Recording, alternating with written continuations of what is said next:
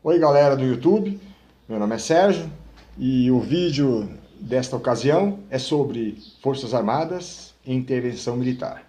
São assuntos polêmicos, que se comenta muita coisa. Vamos então tentar mostrar o que é legal e o que não é legal no trabalho das Forças Armadas, a destinação delas, né? E uma intervenção é golpe ou não? Vamos lá, primeira coisa, comparar a quantidade de homens na Força Armada brasileira, japonesa e do Reino Unido. E quanto custa manter. O Brasil tem 359 mil militares, que custam, por ano, 100 bilhões de reais. E no Japão? O Japão tem 240 mil, um pouco menos, que custam mais do que no Brasil, custam 161 bilhões de reais, vamos pôr tudo em real. E o Reino Unido, um país poderoso, tem 153 mil militares nas Forças Armadas. Quanto custam 153 mil? 231 bilhões de reais. Então você vai comparar o gasto no Brasil com as Forças Armadas, é menor do que Japão e Reino Unido. É menor. Mesmo a gente tendo um contingente que é o dobro do Reino Unido, nós gastamos menos que a metade do que o Reino Unido com as Forças Armadas. Então precisa ser feito o quê? Investimento. Não é só pessoal. O pessoal já tem bastante.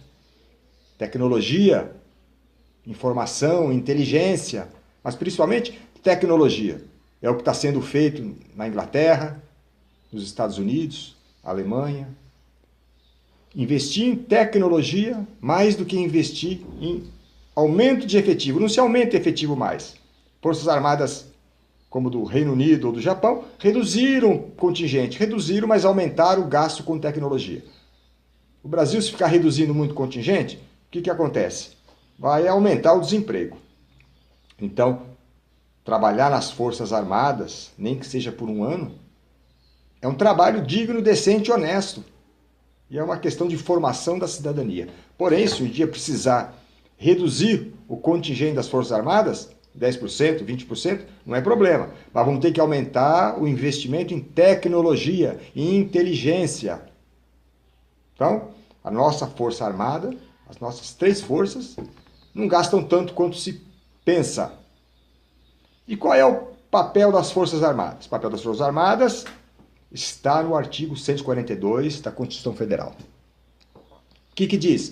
As Forças Armadas, constituídas pela Marinha, Exército e Aeronáutica, são instituições nacionais permanentes e regulares, organizadas com base na hierarquia e na disciplina, sob a autoridade suprema do Presidente da República, e destinam-se à defesa da pátria, a garantia dos poderes constitucionais e, por iniciativa de qualquer desses poderes, da lei e da ordem. Bom, então são instituições permanentes. E o que é mais importante nesse papel das Forças Armadas? Defesa da pátria, interna e externa, contra inimigos de fora e inimigos de dentro. Defesa nacional, a integridade territorial do país. Garantia dos poderes constitucionais. Esse talvez seja o principal dispositivo que tem aí sobre a destinação das Forças Armadas. Garantir os poderes constitucionais. Quais são os poderes constitucionais? Poder executivo, poder legislativo e poder judiciário. Então ela tem que garantir funcionamento, o bom funcionamento desses poderes e, por iniciativa desses poderes, garantir a lei e a ordem. Se o país começar a ter mais manifestações, vandalismo, criminalidade, a lei e a ordem não for mais prioridade de ninguém, o que acontece? Se o Congresso solicitar, ou se o presidente solicitar, ou se o Supremo Tribunal Federal solicitar, as Forças Armadas vão intervir, né, para restituir o império da lei e o império da ordem. Até aí não tem problema nenhum, não. O que é questionado é o que quer dizer garantia dos poderes constitucionais, que é uma missão muito importante das Forças Armadas. Então vamos estabelecer o que é a garantia. A garantia coloca toda a responsabilidade pelo bom, livre e correto funcionamento das instituições. Instituições quais? Primeiro, os três poderes. Nos ombros das Forças Armadas. Né? Ela é a que garante. Aí coloca o quê? Coloca essas Forças Armadas como destinadoras de uma fiança ou caução aos poderes constituídos. Ela é que é garantidora. Está na Constituição. Está na Constituição. Bom, se as Forças Armadas são as responsáveis pelos três poderes, cabe a elas, ex officio, quer dizer, obrigatoriamente, em primeiro lugar, proteger e impedir que os três poderes, qualquer um deles ou todos, sofram abusos, abalos ou ilegalidades perpetradas por entes da sociedade, ou um poder que prejudica o outro. Indiferente. Cabe às Forças Armadas garantir que isso não aconteça, que isso cesse, para que funcione normalmente. Bom, em segundo lugar, cabe às Forças Armadas, ex officio, por obrigação, intervir em qualquer um dos poderes constitucionais, seja legislativo, executivo ou judiciário, quando, em caso de falência moral de um desses poderes, anomia ou perda irreversível do controle com desvio de suas atividades. O que quer dizer isso? Se o executivo exorbitar das suas prerrogativas, abusar, cometer ilegalidades seguidas, se fizer isso o judiciário ou o legislativo abusar das prerrogativas, o que tem que fazer? Alguma coisa tem que ser feita por quem? Por quem é o garantidor constitucional dos poderes. Nesse caso, as Forças Armadas agem ex officio.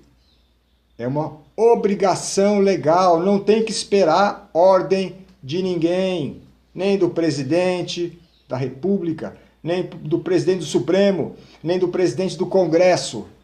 Não tem que esperar ordem de ninguém. Está na Constituição.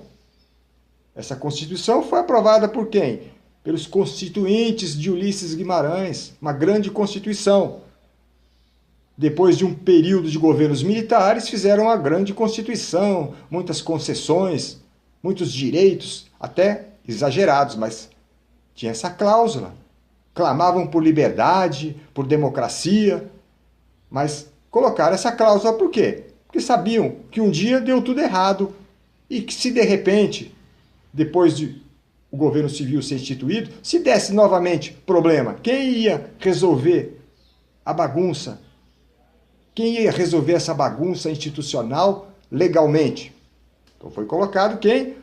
O garantidor das instituições, o garantidor dos poderes constituídos, quem? Forças Armadas Brasileiras. Então, como foi falado, nesses casos, não tem que esperar ordem de ninguém. Não tem. É uma obrigação. Como se for declarada guerra contra o país, as Forças Armadas têm que intervir para fazer cessar essa ameaça. Se o presidente, de repente, não fizer nada, for um omisso, elas têm que agir. É ex officio também. A única situação em que as Forças Armadas precisam de autorização superior, de um chamamento, de um mandato para executar uma ação, é garantia da lei e da ordem. Só que a lei e a ordem, em primeiro lugar, é garantido por quem? Polícias estaduais, em primeiro lugar. Forças Armadas só vão intervir para garantir a lei e a ordem se as forças estaduais forem inoperantes, omissas ou estiverem perdendo a guerra contra o crime. Isso aconteceu na intervenção federal na segurança pública do Rio de Janeiro. As forças policiais do Estado, Polícia Militar, Polícia Civil, não conseguiam mais conter a criminalidade, o tráfico de drogas, os assassinatos e a guerra civil, né, que está em curso no Rio de Janeiro. Então aí Congresso aprovou, o presidente mandou lá as Forças Armadas. Não vai ser um grande resultado, como já foi falado num vídeo anterior. Não vai dar resultado nenhum. Não vai dar resultado nenhum. Porém, o que interessa aqui é isso.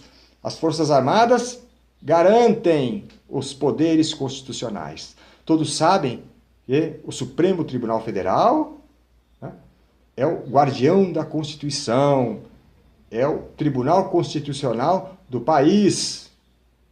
Mas quem guarda o Supremo, a Constituição, guarda o Executivo e o Legislativo? As Forças Armadas.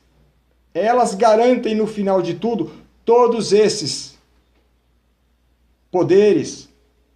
Então, o Supremo guarda, zela pela Constituição, é obrigação dele. É um tribunal que foi criado para isso. Apesar que ele faz coisas muito além, né? No Brasil, a justiça é para ter 3 instâncias judiciais. E no fim, o Supremo é a 4ª instância. Toda hora é chamado a resolver assuntos delicados, constitucionais. Não é o melhor, mas é um tribunal constitucional, essencialmente. Porém, ninguém está subordinado a ele. Ele cumpre a função dele junto com os outros poderes harmônicos. Executivo, Legislativo e Judiciário. Então, a Constituição é guardada pelo Supremo. E quem guarda o Supremo? O Exército, a Marinha e a Aeronáutica. Claro, ninguém quer que eles ajam numa situação que não tenha nada de errado. E não vão agir. Em 64, foram criticados depois da Revolução Militar de 64.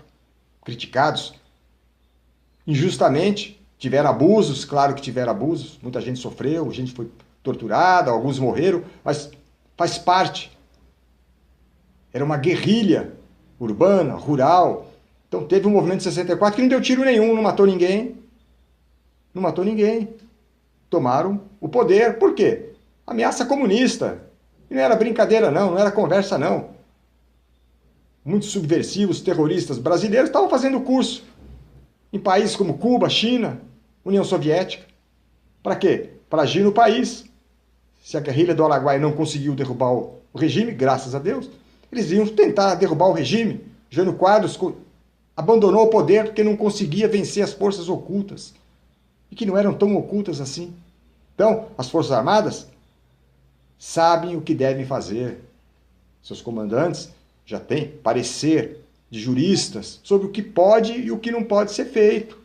Mas na Constituição está bem clara, eles são os garantidores dos poderes executivo, legislativo e judiciário. Quem garante, garante que não haja abuso, mas garante também que os próprios membros desses poderes não expoliem, não explorem o país, nem deixem de cumprir as leis vigentes.